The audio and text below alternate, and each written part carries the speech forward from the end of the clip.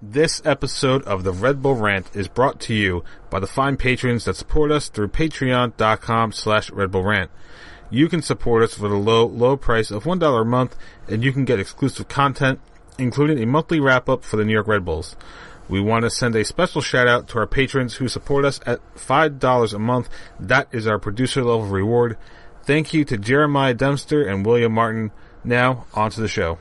The Red Bull Rant is a free-flowing podcast with three soccer-loving idiots who don't know when to shut their dumb potty mouths.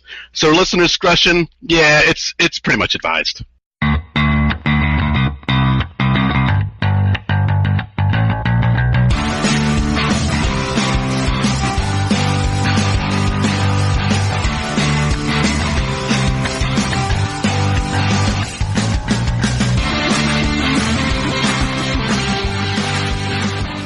Welcome, my friends, to the show never ends. This is the Red Bull Rant podcast. I'm your host, Jason Iapicco. I'm Pat McDonald. I'm Truman, and this is episode 301. You're allergic to dancing? You know who's not allergic to dancing? Bradley Wright Phillips. Oh, the hop is back. It sure is. I think I heard somebody say at the game it was like 10 or more competitive games without a goal from him, so I'll take it. Mm-hmm. All right, so New York hosted San Jose Earthquakes, came away with a 4-1 victory where they went down 1-0 in the first half, and then 4 goals in the second, 2 of which coming from, who would have guessed it, Alex Mawil. This podcast's whipping boy. But not some people in 101. It was a very decidedly, as Truman can attest to, an anti-Mawil whipping zone. So I guess we'll tell that story later, too. Yeah, we will. All right, so first tweets from the game. Truman, do you got those, or should I read them off? Yeah, I got them. We got a few of them here. First from Wayne Harrison at WHarrison83. Very good second half against, let's be honest, a poor team. Still, the goals were well taken. It was nice to see BWP on the mark. On to next week. Chico at ChicoFFS says, Earthquakes, huh? I've caused stronger tremors by jumping on the bed. Red Bulls win. Woo! But really, this was a great win overall. The second half was fantastic. Mawil is my hero. I was a little worried after the Champions League collapse, but this was a great response. Agreed. He's the greatest player alive.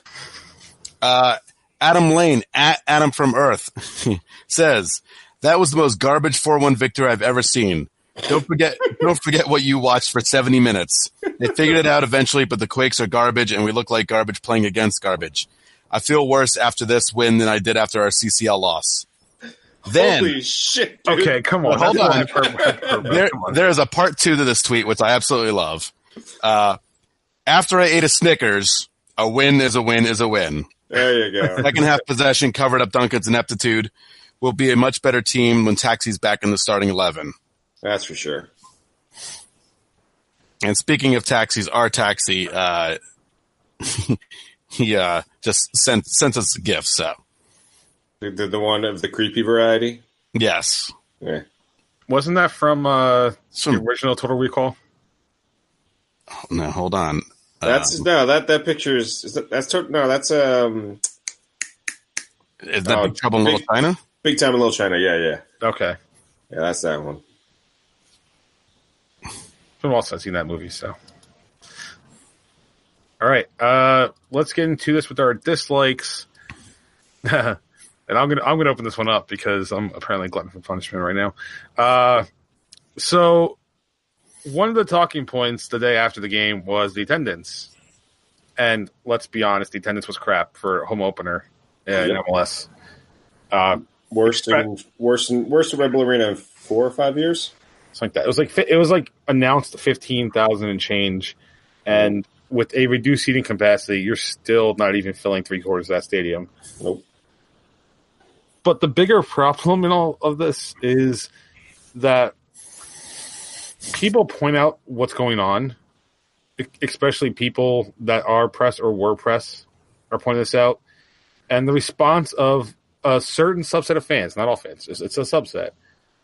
But a response to those people is to immediately go on personal attacks. Not try to debate substance. It's personal attacks. Political leanings, whether or not certain people's sites were doing well or not. Like, if you're going to put out an opinion on Twitter, listen, I understand it's Twitter, so it's already a cesspool, but please have like a little common sense and at least debate the person on merit. Don't debate on personal attacks, because that's just dishonest. How about not subtweeting? Well, I mean, subtweeting is just kind of and saying dumb shit.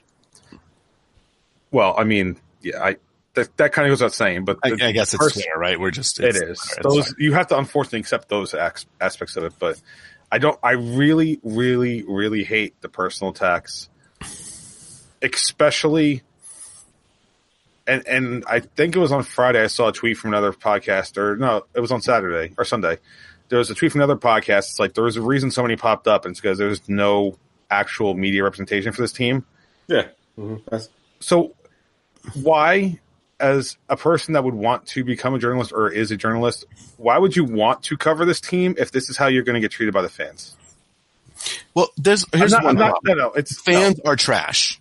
I know. Okay? You really think fans? You really think that the Red Bull, the journalists that do cover the team are getting it any worse than the journalists who are covering the Giants right now? Oh, and they get it way, way worse. Yeah. So I mean that's okay. Part of it is I also don't really follow a lot of Twitter stuff except for Red Bull, so I get sort of in a vacuum at that point. But I mean, come on, you know that the big teams in the New York City area, yeah, those beat reporters are getting annihilated. And perfect example, and it really pisses me off.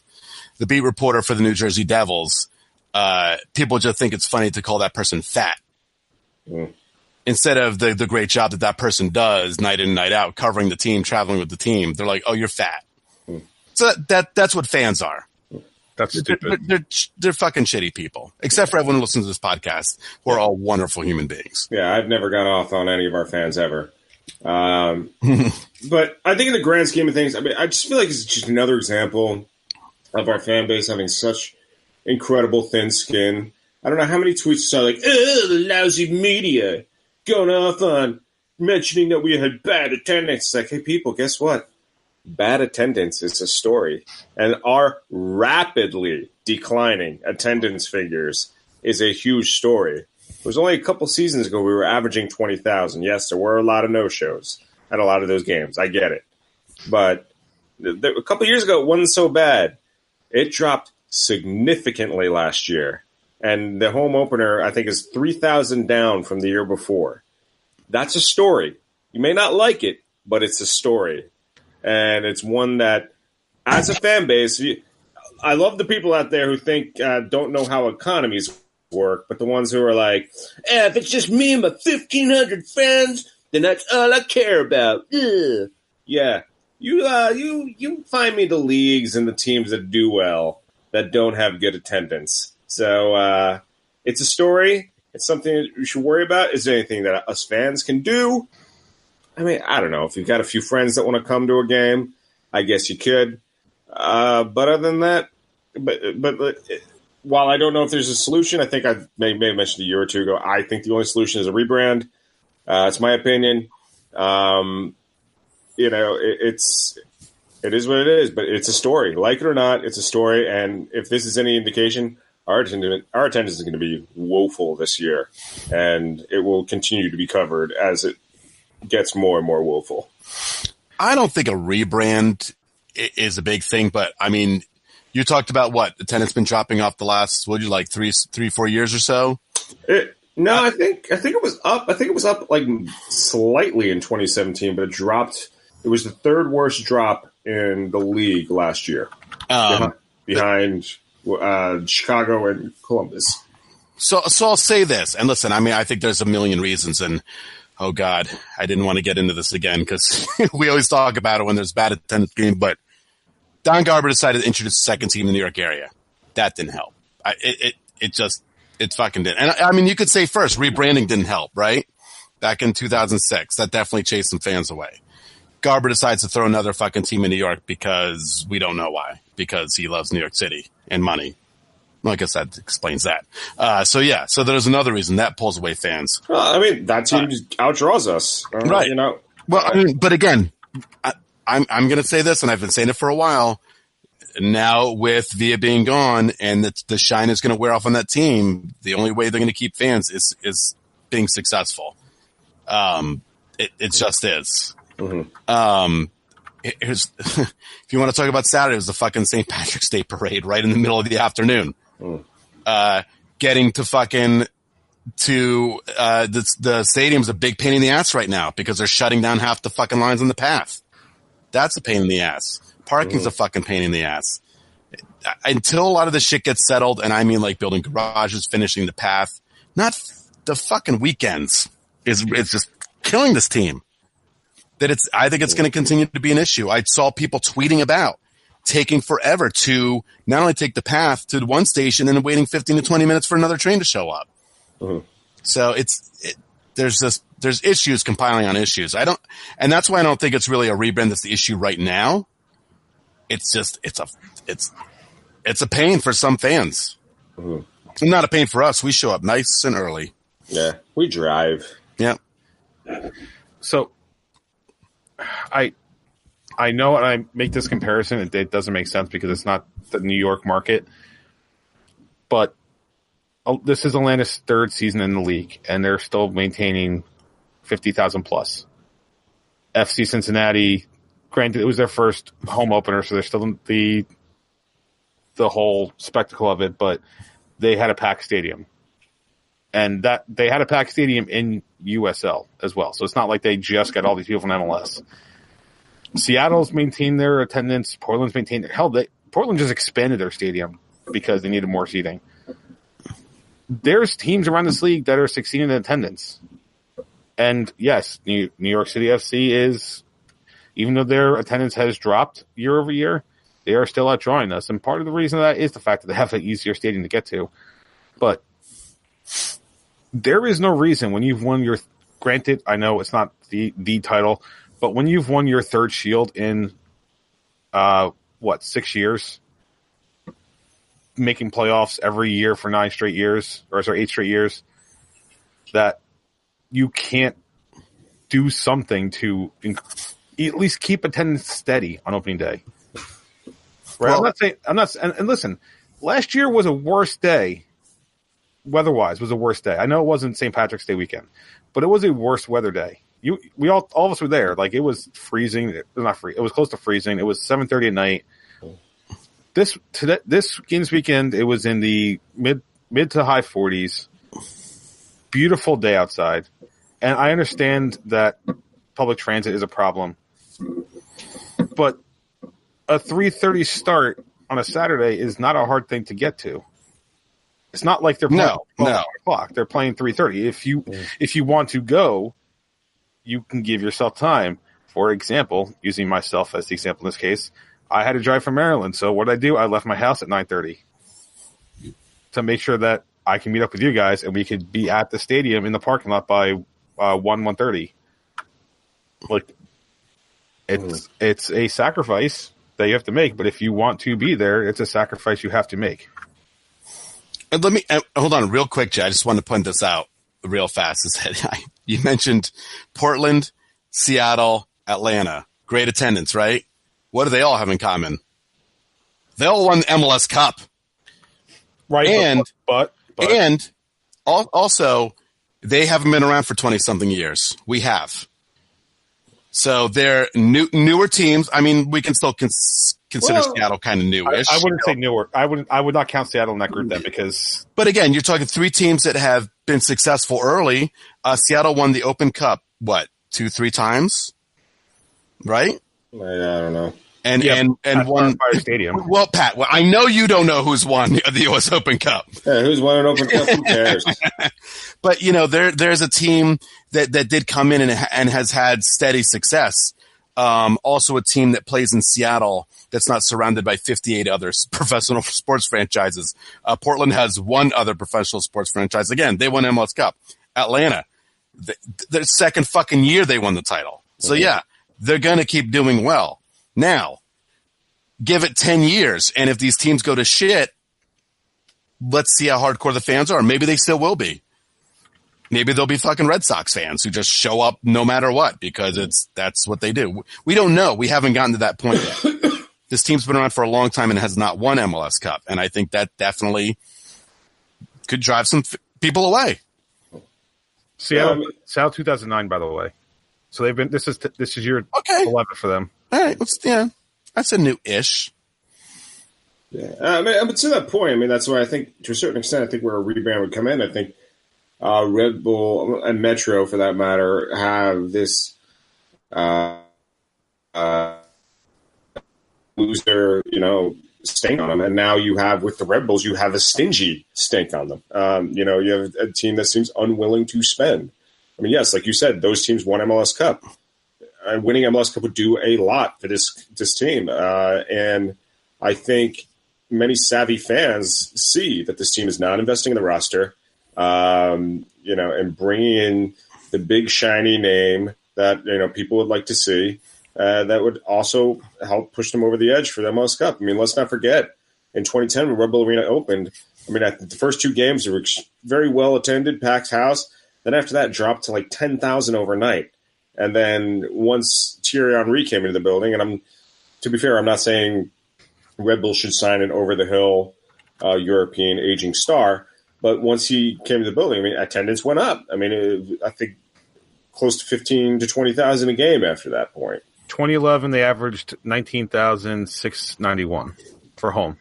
No, it was 2010 was when Thierry came. So I know. I'm using it. Okay, I'm using this whole season. The whole season. That's why I was. I'm just remembering because I went to the games and there was like nobody in the stands for those games before Thierry Henry showed up. So could that help? Yeah, but I mean, everything Truman said before, the mass transit is a fucking disaster. It's a fucking mess. It really is a mess. Yeah, between the path. I mean, New Jersey Transit conductors don't show up when they don't feel like it, and trains get canceled. I mean, New Jersey Transit is an absolute disaster. It's parking's getting squeezed out. Parking's getting worse and worse. For myself, Truman, and Jay, at least in this case, none of us have children at the game. For us to let's say we didn't tailgate. What if we just parked in Newark and walked over? Not a big deal for us. Mm. Tell a family of 4, hey, go park in Newark and walk across the bridge. Fuck that. Right. They're not. Even though we all know the Ironbound's fine, but it's. But with the kid walking across that bridge, it's just not going to happen. So it's a bit of a mess. I think when they built that stadium, they thought the path was going to be the lifeblood, and to an extent, it is. And now that it's shut down on the weekends, at least the World Trade Center line, it hurts. Yeah, it's. I mean, that's how I got to my first game. Was New Jersey Transit up to Newark and then the path over. Yep, first time I went, same thing. Then I realized I could walk it, and it wasn't that bad. Then I moved out of state. I know this is dead. The thing that bothers me the most about this is a dead fucking horse topic. And yes, it's so easy for people to bring it up. I just hate I guess the bigger thing is I hate let's not talk about what actually is wrong and force the team to do things that are different. Because I feel like what I saw was a very defensive attitude from fans, and they were letting the team off the hook for part of this. Well, I just want to talk about the game. But you can't let the team off the hook completely. I do think they do put an effort into selling tickets. Mm-hmm. They do call, they do advertise. They do a lot. I don't think they just sit around doing nothing. I think it's like Pat said, yeah, I think if you invest a little bit more in a designated player that maybe could bring some fans out. I don't really know how many fans it's going to bring out. I really don't.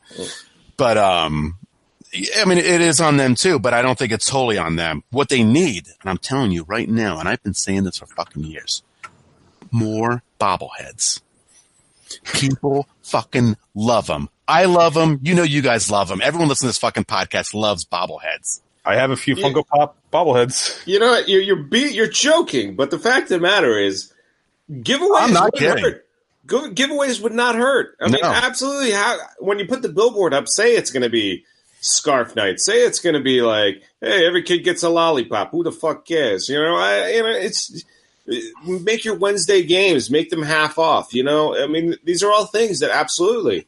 And hey, people, I'm gonna say it. I'm gonna make a shit ton of you on Twitter happy related, but fuck it, have $1 hot dog night. I mean, seriously, you do these things, and you might drive attendance a bit better. $2 empanada night. There you go. That line would be around that goddamn building. These are definitely all things that you can consider. But what's that? You broke up. Do that again. I said these are all things you can consider. It can certainly move the needle. It's be better to do that. But I do to an extent think the team gets a worse off rap than they deserve.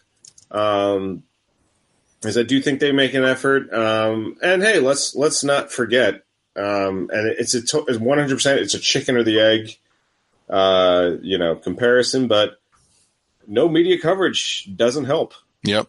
But it says chicken or the egg because if people don't care, why is the media going to cover it? So, what are you going to do? I know what I'm going to do. I'm going to talk about the game. Let's do that. Well, we still have 2 more dislikes, yours and mine. Good, because I think we've now lightsabered the horse, and now we're like living in it. We've not beaten it to death. Especially since we have more bullshit to talk about later. Yeah, this is a bullshit. This shouldn't be a fucking bullshit-filled episode. What a great game this was. 4-1 win. Yeah, I mean, okay, let's get back to the game. My dislike obviously was Kyle Duncan getting completely schooled in the first half, time and time again, to where Luis Robles was giving him a proper verbal thrashing.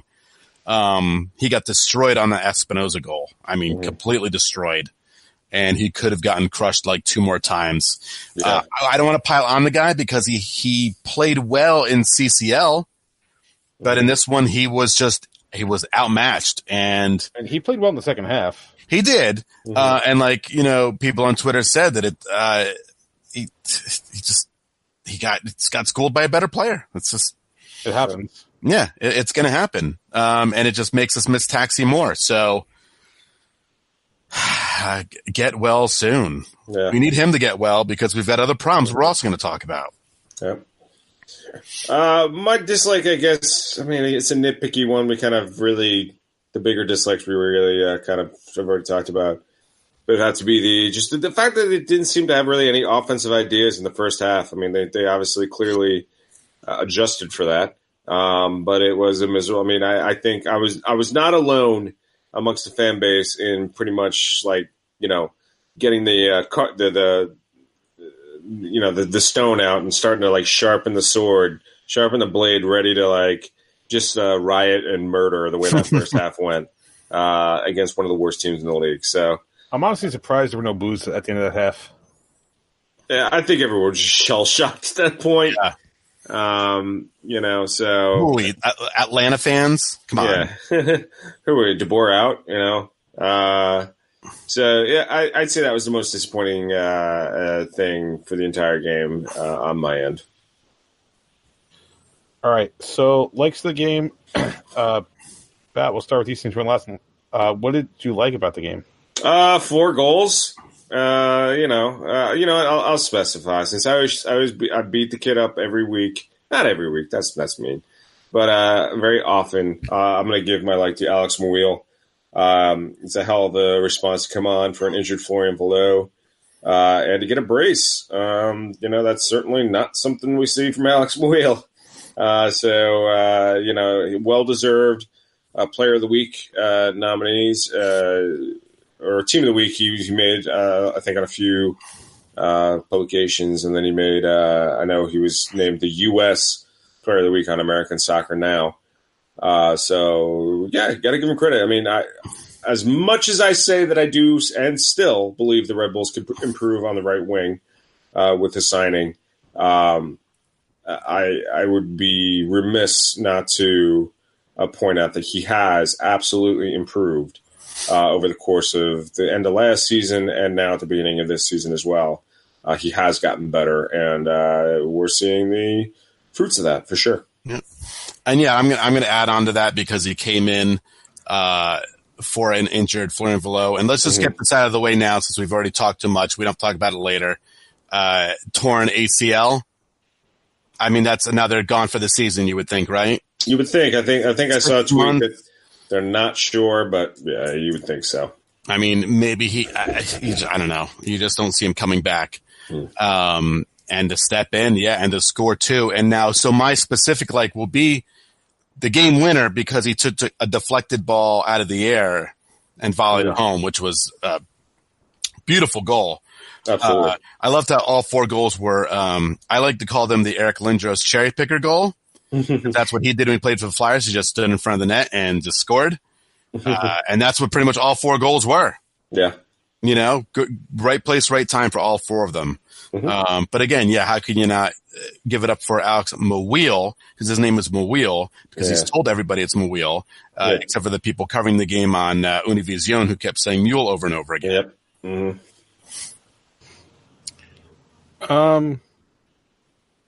My just because I want to be different.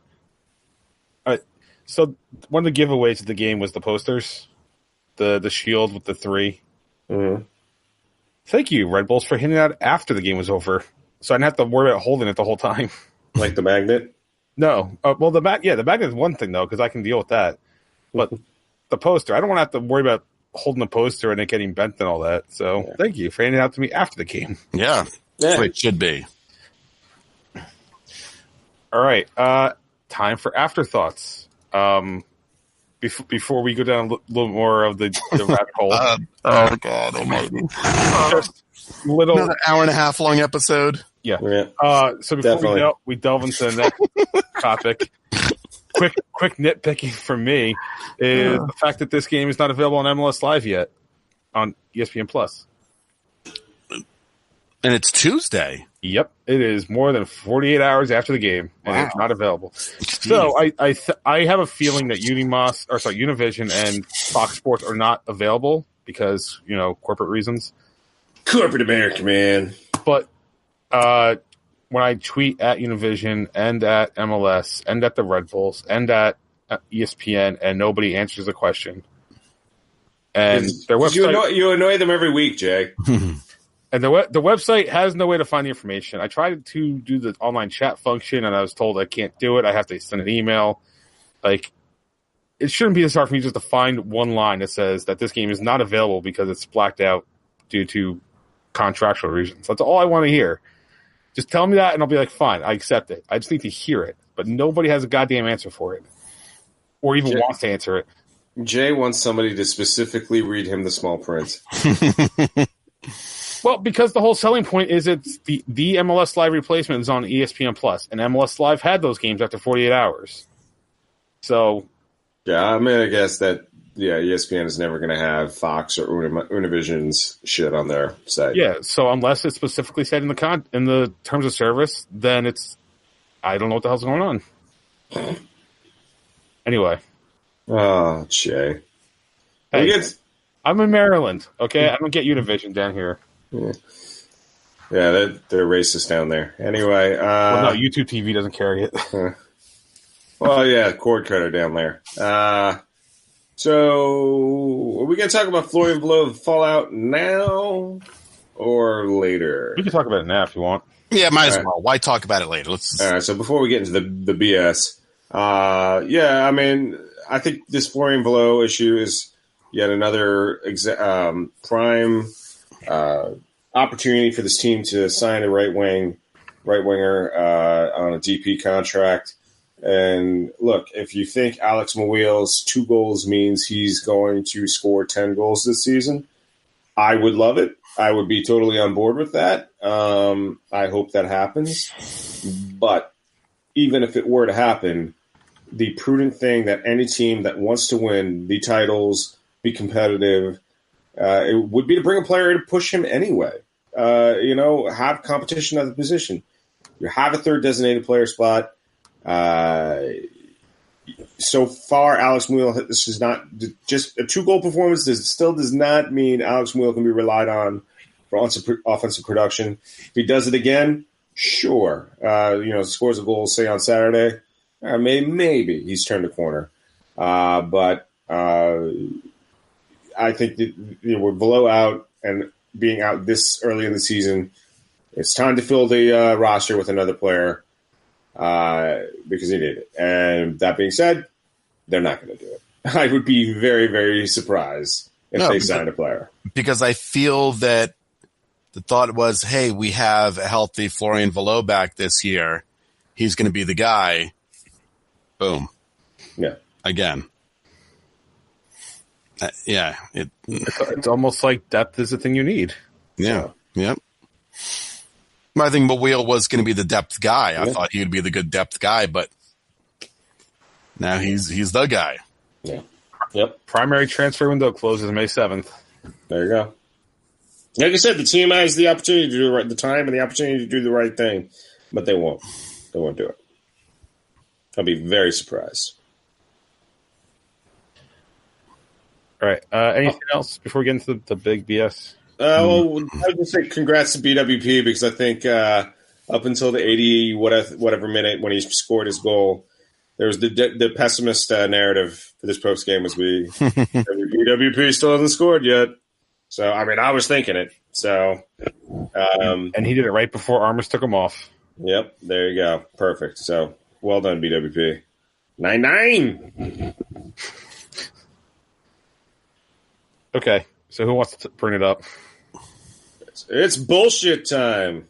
All right. Should we just bring this up? We're going to. It's just the question is who's doing it first. Well, I'll just give the gist of what happens for people who don't know because we read this all on Reddit. Apparently some GSU supporters decided to go into the San Jose away section, which consisted about 15 people? Something like that. 15, 20 harmless people. Decided to steal a couple flags. One dude tried to get his flag back. He got, I guess, 3-on-1. I don't know if he got beat up, but they said he was definitely shoved around. They said something about his phone got destroyed. Phone got smashed. Cops were involved. GSU member got arrested, apparently. Again, more nonsense that should never happen at a game with fans who are just there to have a good time.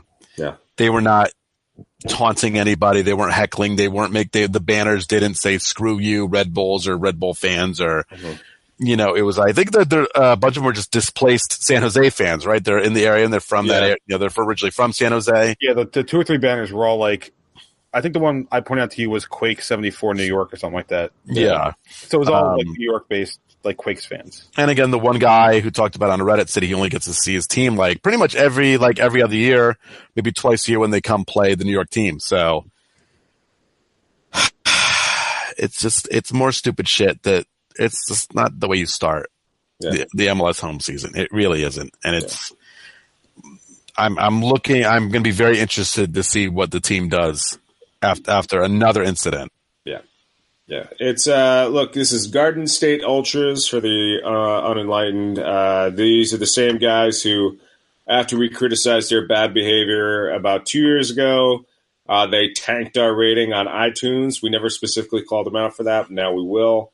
Look, it's now overdue for the team to react to these guys. And look, we understand that not every Garden State Ultra is a bad guy. We do, but the good guys have been protecting the bad guys for far too long.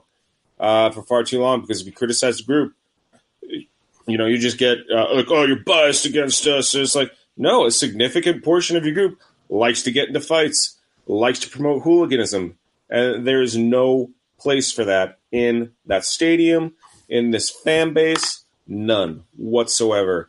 I'm hoping that the team comes with a very, very, very swift ban. Any GSU member is now out of the stadium for the rest of the year. 133 or is it 102, 133? That is 133. 102 is Viking Army. Okay. So 133 is no longer GSU territory. I mean, I know it's not officially anymore, but it's like, no, it's done. If that's where you sat before, you're done. You're sitting somewhere else because it's too long. And there now has to be a zero tolerance policy because there's just no place for it. I mean, after the Chivas game, who was all over the news getting in a brawl? GSU. And yes, I understand Chivas fans were at fault as well. But it's like, I mean, I remember before that game, I said to you guys, I was sitting in 1-on-1, and I remember saying to you guys, hey, guys, GSU is getting in a fight by the end of this game. Like, I called it. I knew what was going to happen, And it's just like, it can't be anymore. It can't be anymore. And it's like, and for anyone who gets pissed off at me, too bad. I'm done with it. I want to go. I want to root for my team. I want to know that there's no place for hooligans in that stadium. Yeah. So it's time for the bandhammer to come down with swift authority.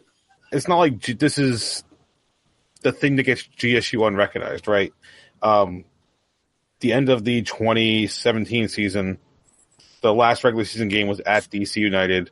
The last game at RFK, and the Red Bulls fans got put up in the second deck.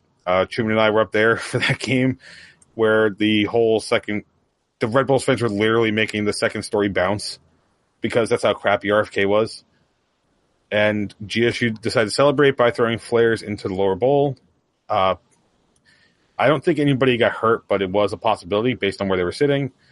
And at that point, that was the final straw where the Red Bulls said, we are not recognizing GSU as an official supporters group anymore. Hence why there's no capo perch there. They didn't have any GSU banners throughout the stadium last year. And apparently they didn't do enough to get back in the good graces of the team. So let's start it off 2019 the same way. And hearing about this is not a good sign. And there were Red Bulls fans on the post on Reddit that were all pointing out it was that nobody likes, or not phrase it, most fans don't like GSU and don't like the antics to get up to. So, I mean, it's sad to say at this point, it's not even there's a minority of us saying that the situation needs to stop. There's, at this point, a very good portion of the fan base saying that this needs to stop. And apparently, according to this Reddit thing that we were all reading, that Red Bull fans have been writing to the team as well and contacting their representatives. So, I mean, what is it? I don't know. What does it take for it to finally be over? You just have to disperse that section, and it's going to suck. It's going to really suck for the dudes who are pretty chill. Cause like I said, I have a couple friends who are good guys. They definitely don't cause any trouble at all, but there's no other option at this point. There's none. None. Nope. They have to disperse people. They have to permanently ban a lot of people. I don't know. They chance after chance after chance. Yeah. Something has to give. Yeah. And listen, if there's GSU people that are listening to this and want to email us or talk to us or whatever, please come on. We'll give you time on the show. Yes, right? Yeah, absolutely. Please explain to us how you deserve yet another chance. Right. After yet more antics, even if it's a minority, I don't care. I mean, you haven't done a good enough job of self-policing if it is a minority, because it just keeps happening, and the perpetrators are always wearing GSU garb, always from GSU. It's got to stop. And that was the thing. In the Reddit post, they said everybody was wearing GSU stuff. So it wasn't even like it was just, black shirts, which people would assume is GSU. No, it was official GSU stuff that they were wearing. Yeah. Sorry, Pat. I had to make sure that was clear.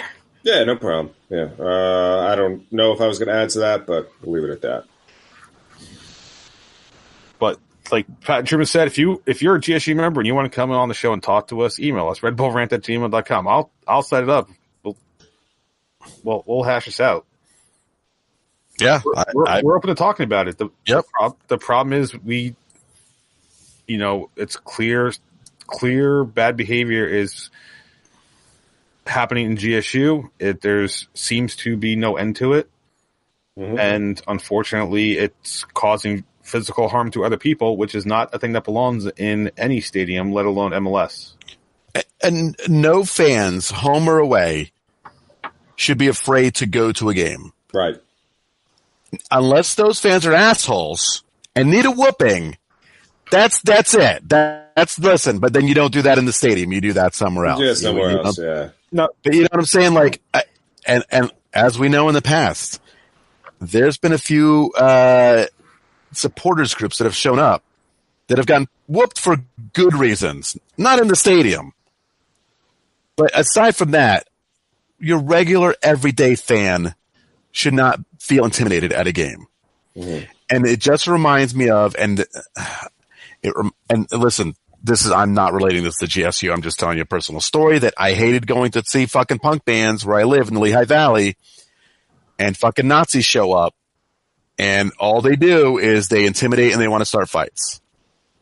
And I don't want to have fans go to a game and have that same feeling of intimidation by people thinking, oh my God, what if they start pushing me or shoving me around for looking at somebody wrong, It's not the way I should feel. And I think a lot of GSU guys have run into those Nazi assholes at shows. Mm-hmm. And I guarantee they don't like it either. So let's not bring this into Red Bull Arena. It's a goddamn fucking sport. It's a game.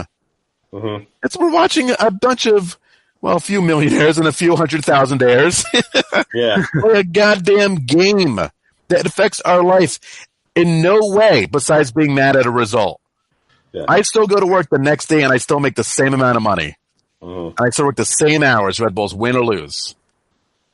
It means nothing it means nothing. Yeah. It's a fucking sport.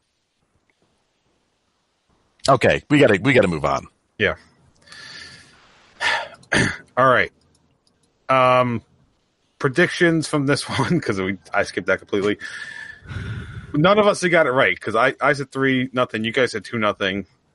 So Truman's still in first place now with 4 points. Pat and I are still tied for second with 1 point each.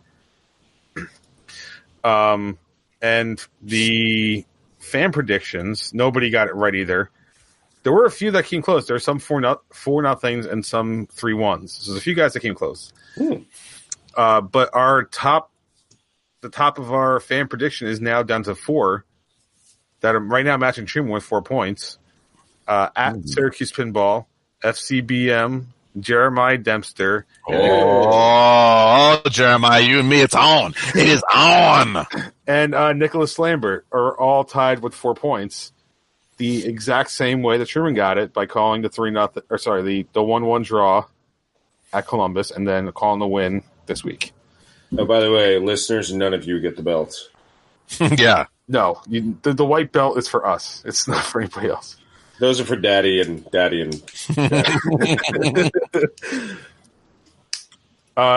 So we have a few more listener tweets. Those came in today. Yep. So I'll read the first one. Actually, no. I'm going to read the first one anyway because I feel like we can still sort of talk about this. So Jeremiah at Red Coach J says, now that Velo is confirmed out for the season, what are your thoughts on 1, Mawil as the regular starter, which we already talked about that. 2, Fernandez, or 3, Ivan? Preference? My guess is for now, it's probably going to be Mawil, but I've been liking Ivan so far, right? Yeah, he's been solid. So I think maybe more as he gets integrated in the team. Fernandez, probably not yet. Probably still a little too fresh. I think he's still like the future guy. I wouldn't mind give Ivan a shot. Let's get him in the regular A team and see what happens. I wouldn't mind either of those guys. I mean, Fernandez played well in that, at least the beginning of the CCL game down in Santos. So, and I think he was in Mobille's position for that game too. So, he at least shown that in a hostile or semi-hostile environment, he can still be productive. That's not a bad thing, especially given, how much they're going to have to rely on people now that Velo is out. I would, if you want to say who do I think has the highest upside of those three. I believe it's Fernandez. But I think I kind of gave my answer in the previous, segment. And granted, it's not one of your choices, but my choice is designated player winger. So unnamed DP. Yeah. All right. Last tweet or last time we had to read. Roll Sibing at Roll Teacher. Does Kaku finish the season with New York? Yes. Okay, hold on. So we didn't talk about this. So Kaku was benched for this game, Mhm. and not even on the bench, supposedly because of tweets that he put out after the Santos match. And I guess Armas wanted to send a message that nobody's above the team. So that, I believe, is where this is coming from. And I think my answer is no also, although I think it's more because if they don't sell him, at some point his value is going to drop. I think that's the reason why. But what do you guys think So, Truman, you said he is going to be with them? Yes. Okay. So I think they've invested enough to keep him for the rest of the season. I don't think there's unless the Odell Beckham's everybody and goes completely bananas and is like proposing to kicking nets. I think he's still valuable to the team, so I don't see why they would move him during the season. That doesn't happen a lot anyway with MLS. Usually you're bringing guys in. They don't send too many players out. Plus, I have his jersey, and if he fucking leaves midseason, I'm going to be super pissed. Super duper duper pissed. I say no because, I think, the fact that only the second game of the season he's getting himself benched for a tweet and being a pain in the ass, it's just kind of like a clear sign that we haven't put all the bullshit from the offseason behind us. And let's not forget, down in Santos, he did not really look like he was into that game very much. Definitely one of the weaker links. So it's kind of like, I think his agent and him, especially once the transfer window starts again, they're just going to ratchet it up once again, and the Red Bulls are going to cut bait at that point. And I think to a certain extent, much like Jay said, if he keeps this up, so tanks as well, his sell-on value is certainly going to drop. Doesn't his old club get part of the sell-on value? I forget how his contract, but I think there was some rumor that they keep a certain portion. I think so, yeah. So that would also be a reason to sell him, because if his value is going to drop, then you get less of a cut. Yep. You don't want to take a loss on him. All right. So let's move on to preview the Orlando City match. Finally. Yeah, finally. Only about an hour in. That match is Saturday, March 23rd, 7:30 p.m. Eastern Time at Red Bull Arena on, I believe it's MSG. I didn't look at the Red Bull site, so I just assume it's MSG proper. But it's probably not, because I think hockey's still finishing up, right? It's on HBO Sports. You're so wrong. Oh, wow. We're moving up. MSG. I'm checking. Yeah. Okay, it is on MSG. All right, cool.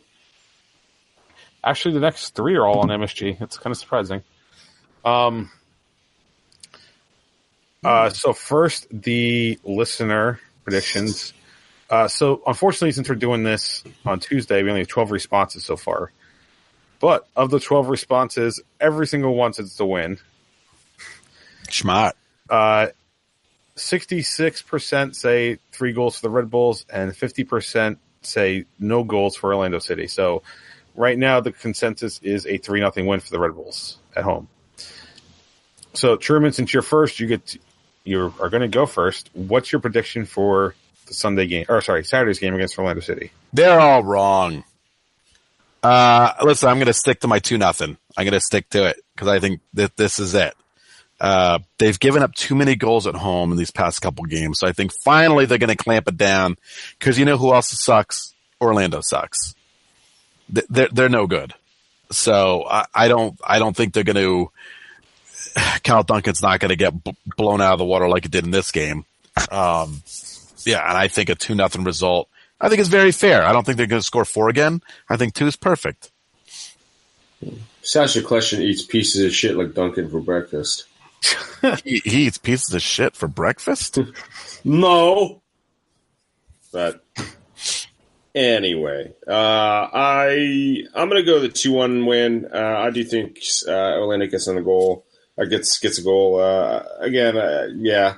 I feel like the whole not having a Lawrence doesn't help. So, but again, I think Red Bulls for the most part take care of business. And let's not forget Aaron Long won't be there. He's going to be out.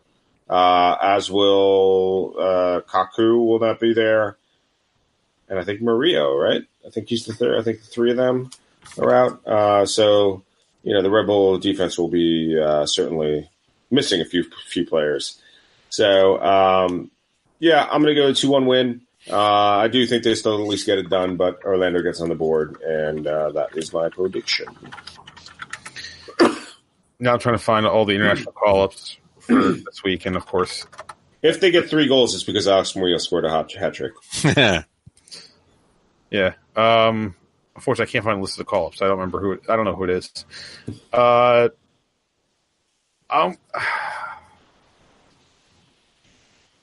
I think I need to go with Truman's 2-0 here because, we're missing Long and a few other guys, but Orlando City does suck. I mean, let's see.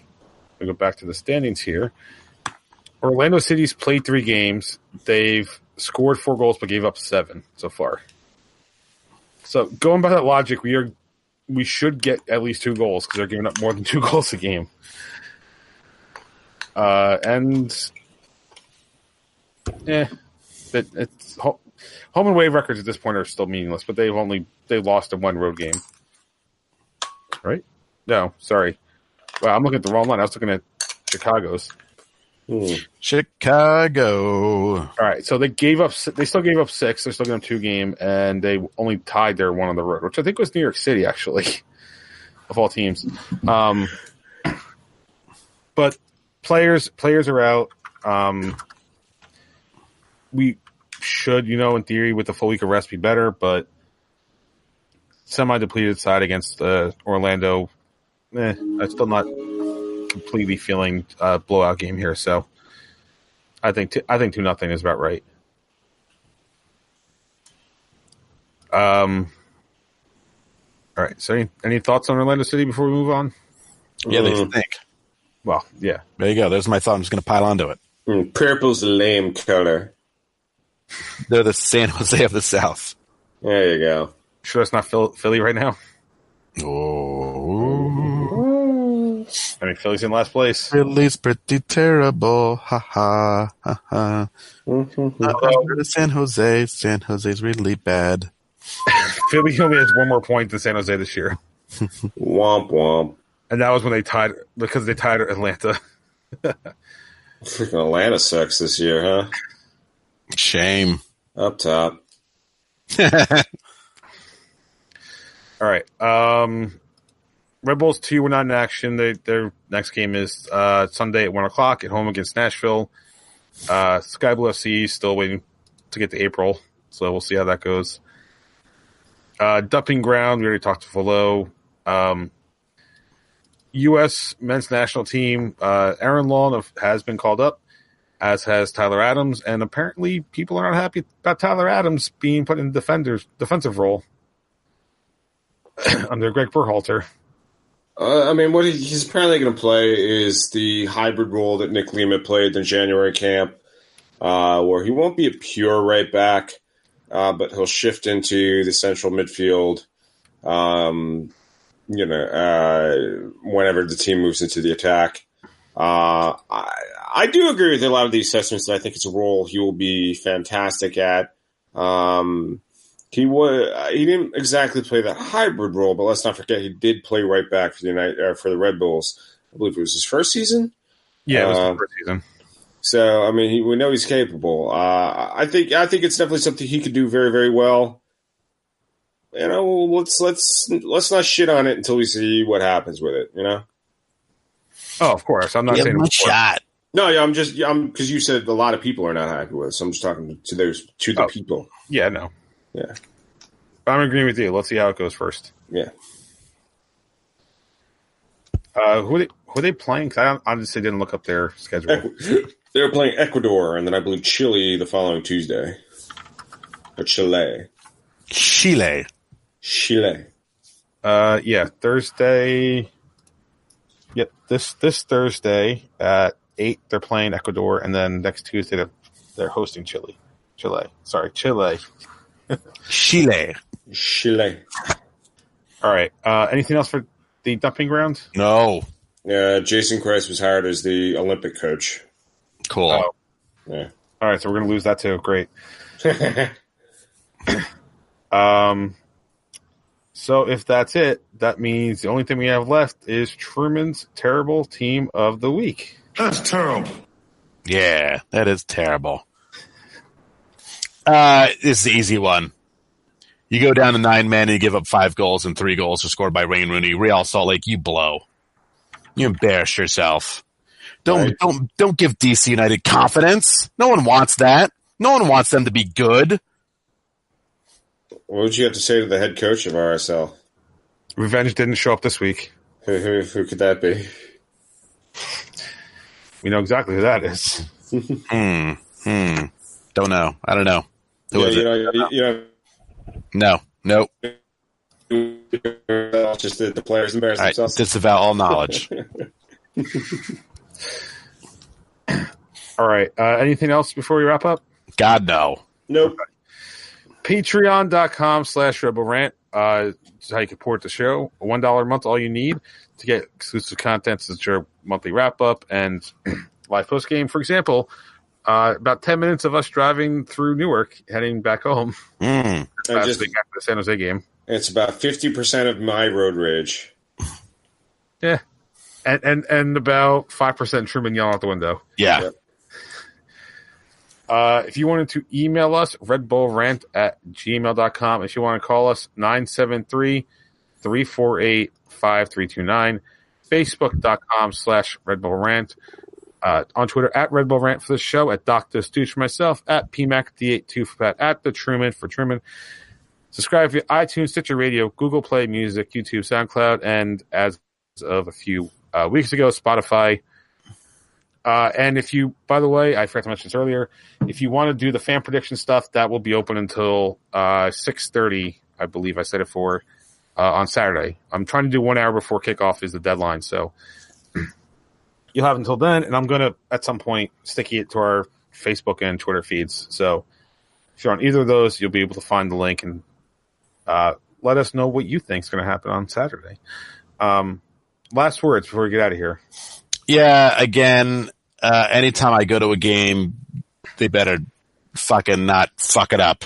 So, since Pat and I will be there on Saturday, fucking win. We can't use that excuse anymore. We're season ticket holders, so we don't go rarely anymore. But win anyway. Yeah, win. Okay, so for Pat, Truman, and myself, this was episode number 301 of the Red Bull Rant.